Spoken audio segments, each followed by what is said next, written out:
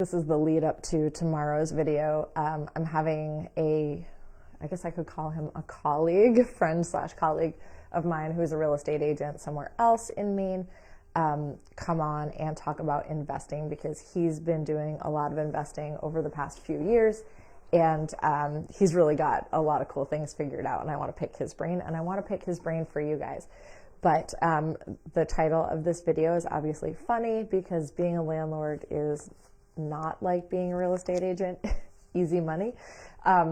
So I just thought I would share a little bit about, because now I am a landlord. I've been doing it for, I don't know, 3 months so far. And, you know, everybody will tell you that, oh, it's so hard, being a landlord, so hard, and da-da-da. And it is. There's been moments where I've had water from my tenants' bathroom raining down into my unit. So, and it was toilet water. So I call being a landlord having a second job. It is absolutely like having a second job, and I'm also renovating in that building, so it's almost like having 3 jobs. But you are literally always on call, so whether it be something that's maintenance, or a tenant issue, or something happens with the building, you know, had water pouring in the foundation the other day, it doesn't matter. When I had toilet water raining down into my unit, that was at 11 o'clock at night on a Monday night. So you're always on call. It's great if you have a really good handyman or somebody that you can refer to. But so I wanted to point out some things about being a landlord that you might not be very aware of. But if you're thinking about investing in real estate, first of all, it's a great idea. But you just have to go into it knowing that it's not going to be super easy money. You have to have good boundaries. You have to have good boundaries with your tenants. You have to have good boundaries with, you know, the people that provide you services. You have to have good boundaries with your neighbors, for that matter.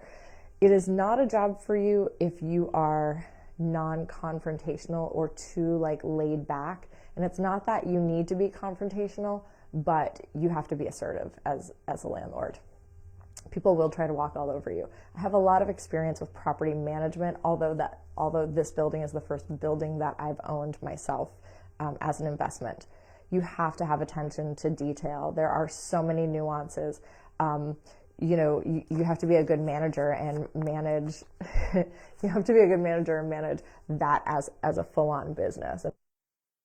It's just, you know, you really have to treat it as a separate business and be detail oriented with it. Even just have a set time to sit down and pay bills for your investment property is really important. You have to be willing to put in sweat equity if you are a landlord. If you can't do that, it's going to be a lot more difficult for you to get some things done. Sometimes you just really need to go in there and auger your tenant's toilet because you can't get a plumber in there right away. So things that you should be prepared for as a landlord: you should always have some kind of nest egg set aside. I was actually going to buy another building, but decided that it would be best if I just sat for a little while and not spent that money that I would have as a down payment, just because things are coming up with this building that I need to address. And there's always surprises. Gosh, you know, I mean, we might have a really snowy winter, and at $100 a pop, plowing adds up. So there's a lot of things that can add up. Unpaid rent. I mean, that's something that, you know, you can't guarantee your tenant's going to pay their rent. And when your mortgage payment is very large, it's something that's important to keep in mind, that you have that built up.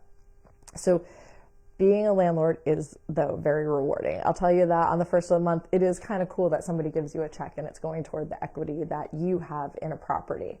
It's a great way to create generational wealth. I won't do it on this video, but there are very cool ways that you can create generational wealth for your family through owning investment properties. And it's a way, I mean, obviously it's a way to generate income and equity in an asset. If you're interested, So you can buy a 1 to 4 unit building with 3.5% down if you own or occupy it. So that's what I'm doing. It's not the most glamorous lifestyle in the world, but it's a means to an end. And it is one way to really own an investment property. You can also, there's also a 5% down, but traditionally if you're just going to buy it as a second home, you're not going to occupy it, is minimum 20% down. There are always special loan programs out there.